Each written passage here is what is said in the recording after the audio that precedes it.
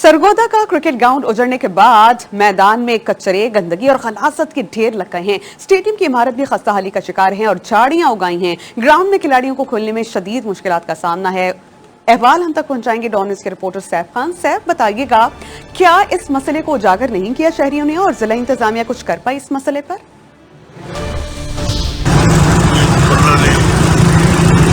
कि जहां पर इंतजामिया ने करोड़ों रुपए खर्च करके इस क्रिकेट ग्राउंड को आबाद किया था, लेकिन इंतजामिया के अदम तवज्जो की वजह से ये क्रिकेट ग्राउंड गलाजत और गंदगी के ढेर में तब्दील हो चुका है और खिलाड़ियों को शदीद परेशानी का सामना है। इस वक्त भी हमारे साथ कुछ खिलाड़ी मौजूद हैं, हम उनसे बात करते हैं कि उनका इस ग्राउंड के हवाले से क्या कहना है। जी, अस्सलाम वालेकुम जी। वालेकुम अस्सलाम।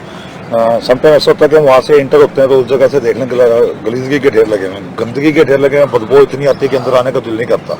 ठीक हो गया, यहाँ पे उधर नशेइयों ने अपने डेरे जमाए हुए हैं। ठीक हो गया, यहाँ पे नौजवान लड़के गेम करने के लिए आते हैं, उनका मुस्तकबिल यहाँ पे खराब हो रहा है। मेरी इंतजामिया से गुजारिश है कि इस ग्राउंड के ऊपर तवज्जो लाजमी दे। इंतजामिया अगर थोड़ी सी तवज्जो इस ग्राउंड पे दे तो ये ग्राउंड भी आबाद हो सकता है, क्योंकि कहते हैं कि जिस शहर के ग्राउंड आबाद होते हैं कि वहाँ की अस्पताल वीरान होते हैं। यहाँ पे कोई इंतजाम नहीं है कि जिसकी वजह से शाम ढलते ही नशे यहाँ पे डेरे जमा लेते हैं, जिसकी वजह से यहाँ पे शाम को खौफ के आलम होते हैं। इनका ये भी कहना था कि उनके लिए भी कोई सदेबाब किया जाए।